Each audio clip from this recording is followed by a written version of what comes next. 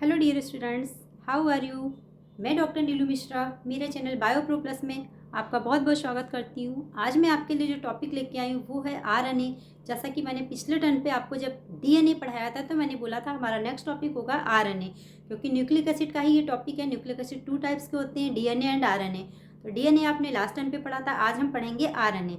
तो dear students, topic को start करने से पहले मैं आप सभी से रिक्वेस्ट करूंगी कि अगर आप हमारे चैनल पे नए हैं या अभी तक आपने हमारे चैनल को सब्सक्राइब नहीं किया है तो प्लीज़ हमारे चैनल को लाइक, सब्सक्राइब और शेयर करिए। और प्लीज़ नोटिफिकेशन बेल आइकन को दबाना मत भूलिएगा, जिससे क्या होगा, मैं जो भी नया वीडियो डालूंगी उसका जो नोटिफिकेशन है वो सबसे पहले आपको मिले। इसके साथ ही साथ डियर स्टूडेंट्स, मैं आपको ये भी बोलना चाहूँगी, मैं जो भी टॉपिक पढ़ाती हूँ, जैसे मैं अभी इस वाइट बोर्ड पर पढ़ाऊँगी, मैंने इसमें जो भी कंटेंट लिखा हुआ है उसका अगर आपको नोट्स चाहिए या पिक चाहिए तो आप मुझे इंस्टाग्राम पे फॉलो कर सकते हैं। मैं हर एक टॉपिक का जो पिक होता है इसका मैं अपने इंस्टाग्राम पे पोस्ट करती हूँ।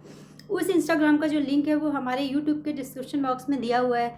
इसके साथ ही साथ आप मुझे मेरी जीमेल आईडी neelu-mishra999@gmail.com पे मेल भी कर सकते हैं। अगर आपको कुछ कंटेंट चाहिए या आप मुझसे पढ़ना चाहते हैं या अलग से कोई टॉपिक है जो आप पढ़ना चाह रहे हैं तो मुझे बता सकते हैं, उसमें मेल करके मैं आपके लिए वो टॉपिक भी बना के दूंगी।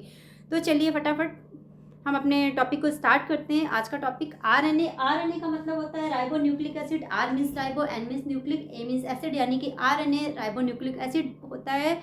और ये कहाँ पाया था, मैंने आपको बताया था, ये साइटोप्लाज्म में पाया था, माइटोकॉन्ड्रिया पढ़ाया था, उसमें बोला था कुछ आरएनए इसमें भी पाया था। तो आरएनए और जो न्यूक्लियोलस होती है न्यूक्लियस के अंदर, वो भी आरएनए को बनाने का काम करती है। तो यानी कि आरएनए डिफरेंट डिफरेंट जगहों पे पाया जाता है। जो आरएनए होता है, तो फर्स्ट ऑफ ऑल जब भी हम कोई भी टॉपिक पढ़ते हैं तो मैं सबसे पहले आपको बताती हूँ कि इसको डिस्कवर किसने किया। तो एज यूजुअल आरएनए को किसने डिस्कवर किया था, सेवेरो ओचोआ इन 1959। ये इंपॉर्टेंट पॉइंट्स है, इसको आप जरूर नोट करिएगा कि आरएनए की डिस्कवरी किसने करी थी। और इन्होंने, जो साइंटिस्ट थे ओचोआ, इन्होंने ये बताया था कि आरएनए कैसे सिंथेसाइज्ड होता है। जैसे वॉटसन एंड क्रिक ने बताया था कि डीएनए डबल एल्किल स्ट्रक्चर होता है, सिमिलरली इन्होंने, ओचोआ ने बताया था कि आरएनए कैसे सिंथेसाइज्ड होता है। तो इन्होंने ये डिस्कवरी करी थी। उसके बाद जो आरएनए की, अगर हम स्ट्रक्चर की बात करें कि आरएनए का स्ट्रक्चर कैसा होता है, तो आरएनए क्या होता है, जैसे डीएनए डबल स्ट्रैंडेड था तो आरएनए सिंगल स्ट्रैंडेड होता है। सिंगल स्ट्रैंडेड पॉलीन्यूक्लियोटाइड मॉलिक्यूल है। पॉलीन्यूक्लियोटाइड इसलिए बोलते हैं क्योंकि डीएनए भी पॉलीन्यूक्लियोटाइड था, क्योंकि बहुत सारे न्यूक्लियोटाइड्स होते हैं। जो आरएनए है, डीएनए है, वो न्यूक्लियोटाइड के बने होते हैं। न्यूक्लियोटाइड क्या होते हैं, नाइट्रोजनस बेस, पेंटोज शुगर और फॉस्फेट ग्रुप, इन तीनों को जब हम मिलाते हैं तो हम बोलते हैं न्यूक्लियोटाइड्स। और जो आरएनए और डीएनए है, ये दोनों ही न्यूक्लियोटाइड्स के बने होते हैं। तो जो आरएनए है वो भी क्या है, पॉलीन्यूक्लियोटाइड मॉलिक्यूल है, बट ये क्या है, सिंगल स्ट्रैंडेड होता है, जबकि डीएनए डबल स्ट्रैंडेड होता है। उसके बाद अगर हम नाइट्रोजनस बेस की बात करें तो नाइट्रोजनस बेस जो होते हैं वो डीएनए हो या आरएनए हो, दोनों में ही दोनों दो तरह के होते हैं, प्यूरिन पिरिमिडीन। बेसिक डिफरेंस क्या है, जो आरएनए होता है इसमें क्या होता है, जो प्यूरिन होता है वो एडेनिन एंड ग्वानिन होता है, जबकि पिरिमिडीन में साइटोसिन एंड यूरेसिल होता है। यानी कि 4 नाइट्रोजनस बेस होते हैं, एडेनिन, ग्वानिन, साइटोसिन, यूरेसिल, किसमें, आरएनए में। और डीएनए में कौन से होंगे, एडेनिन, ग्वानिन, साइटोसिन, थाइमिन। तो ये इसके 4 नाइट्रोजनस बेस हो गए। उसके बाद जो आरएनए के स्ट्रक्चर की अगर हम थोड़ा डिटेल में बात करें तो आरएनए का जो स्ट्रक्चर होता है वो 3 टाइप्स का स्ट्रक्चर ये अपना, हाँ, इसका होता है 3 टाइप का स्ट्रक्चर आरएनए का। कौन कौन सा है, प्राइमरी है, सेकेंडरी है एंड टर्शरी है। तो इसको बिल्कुल आपको बस सिंपल से याद रखना है, प्राइमरी, सेकेंडरी, टर्शरी। और ये क्या होता है, क्योंकि आपको बहुत डिटेल में नहीं पढ़ना है, 12th स्टैंडर्ड में ज़्यादा लिखने के लिए भी नहीं आता है। तो आरएनए शॉर्ट नोट्स में आता है, तो शॉर्ट नोट्स में आपको बिल्कुल शॉर्ट ही लिखना होता है, 1 पेज का। तो आरएनए का जो स्ट्रक्चर होता है वो 3 लेवल का स्ट्रक्चर होता है। प्राइमरी होता है, प्राइमरी स्ट्रक्चर क्या है, सीक्वेंस ऑफ न्यूक्लियोटाइड्स, यानी इसमें जो न्यूक्लियोटाइड्स होते हैं वो एक सीक्वेंस में होते हैं। दूसरा क्या है, सेकेंडरी स्ट्रक्चर है। ये क्या होता है, हेयर पिन लूप्स जैसा स्ट्रक्चर होता है। ये कभी कभी अलग से आता है कि डिस्क्राइब द या draw the hairpin loops structure of RNA, mostly ये भी कम ही आता है। तीसरा जो है टर्सरी स्ट्रक्चर, ये क्या होता है, मोटिव्स या 3D फोल्डिंग्स टाइप का इसका स्ट्रक्चर होता है। तो आपको सिंपल याद रखना है, 3 टाइप्स का स्ट्रक्चर होता है, primary, secondary and tertiary. Next क्या है, अगर हम टाइप्स ऑफ आरएनए की बात करें तो डियर गाइस, जो टाइप्स ऑफ आरएनए होता है ये इंपॉर्टेंट है थोड़ा। ये कितने तरह का होता है, 3 टाइप्स का होता है। कौन सा, एम आरएनए, आर आरएनए और टी आरएनए। ये देखिए टाइप्स ऑफ आरएनए 3 टाइप्स का है। एम आरएनए, जो एम आरएनए है इसको हम लोग क्या बोलते हैं, मैसेंजर आरएनए भी बोलते हैं,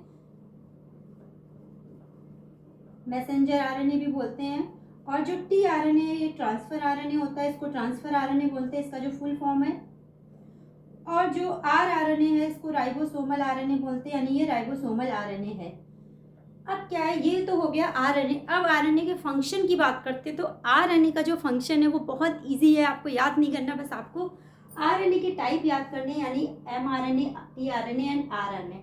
जो फंक्शन होता है वो तीनों टाइप्स के आरएनए करते हैं। और ऐसा जैसा कि इनके नाम से ही क्लियर है, जो एमआरएनए होता है वो क्या करता है, मैसेंजर आरएनए है, यानी क्या काम करेगा, मैसेज का काम करेगा। क्या करता है, ये क्या करता है, डीएनए की जो जेनेटिक इन्फॉर्मेशन होती है उसको कैरी करता है और आगे ले आता है, तो इसीलिए इसका नाम भी पड़ा है मैसेंजर आरएनए। और क्या होता है, जो डीएनए की जो जेनेटिक इन्फॉर्मेशन होती है, प्रोटीन सिंथेसिस जब होती है तो जेनेटिक इन्फॉर्मेशन को डीएनए से आगे कैरी करने का काम कौन करता है, एमआरएनए करता है। और ये 3 बेस के कोड में करता है, यानी हमेशा ट्रिपलेट होता है कोड का। ये कोडॉन क्या होता है मैं आगे पढ़ाऊंगी आपको यहाँ सिंपल फंक्शन याद करना है कि जो एमआरएनए है वो डीएनए की जेनेटिक इन्फॉर्मेशन यानी मैसेज को कैरी करता है।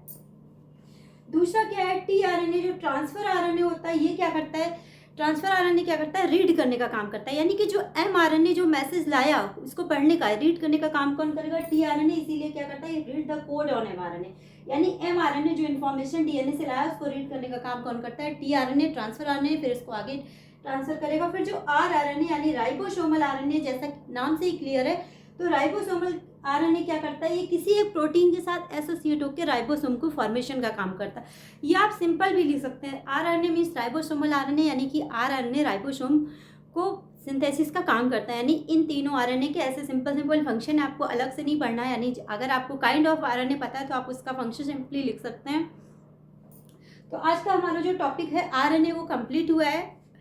आशा करती हूँ कि आपको आज का टॉपिक भी समझ में आया होगा, क्योंकि मैं बहुत ही शॉर्ट ब्रीफ में पढ़ाती हूँ, बिल्कुल भी लेंदी नहीं करती हूँ टॉपिक को कि आपको रटना पड़े लंबी सेंटेंस, लंबी लैंग्वेज, क्योंकि मुझे खुद भी नहीं पसंद। मैं हमेशा शॉर्ट फॉर्म में ही पढ़ती हूँ, शॉर्ट फॉर्म में ही पढ़ाने की कोशिश करती हूँ। बड़ी से बड़ी चीज़ को भी छोटे फ्लो चार्ट में ही पढ़ाने की हमेशा कोशिश करती हूँ, ताकि आपको चीज़ें याद रहें। लेंदी और लैंग्वेज तो आप खुद भी बना सकते हैं, आप सिंपल सा है। सपोज मैं आपको एग्जाम्पल देती हूँ, जैसे कि मैंने लिखा है स्ट्रक्चर में सिंगल स्टैंडर्ड है। अब आपको एक लाइन लिखनी तो आप लिख सकते हैं आरएनए सिंगल स्टैंडर्ड मॉलिक्यूल है, ये पॉलीन्यूक्लियोटाइड है, जो भी आप खुद भी लिख सकते हैं। इसलिए बहुत लेंदी लैंग्वेज लिखने की जरूरत नहीं होती है, शॉर्ट में लिखिए, क्योंकि मेन क्या होता है, कंटेंट देखना होता है। एग्जाम में कंटेंट ही दिखा जाता है कि आपने क्या लिखा है, होता है नहीं है, ये डिटेल कोई नहीं पढ़ता। आपको बेसिक चीज़ें पता है कि नहीं पता है, यही मेन देखा जाता है एग्जाम में। तो मैं आपको उसी अकॉर्डिंग ही पढ़ाती हूँ, जैसे मैं खुद भी स्टडी करती हूँ। तो डियर गाइज, न्यूक्लिक एसिड के दोनों इंपॉर्टेंट टॉपिक जो थे डीएनए एंड आरएनए वो कंप्लीट हो गए हैं। अगले टाइम पे मैं एक नया टॉपिक लेके आऊँगी, बट अभी मैं ओपन नहीं करूँगी मैं क्या लेके आऊँगी। तो चलिए, तब तक के लिए thank you, thanks for watching. और हाँ, लास्ट में फिर से प्लीज़ मेरे चैनल को ज़्यादा से ज़्यादा लाइक, सब्सक्राइब और फॉरवर्ड करिए प्लीज़। Thank you.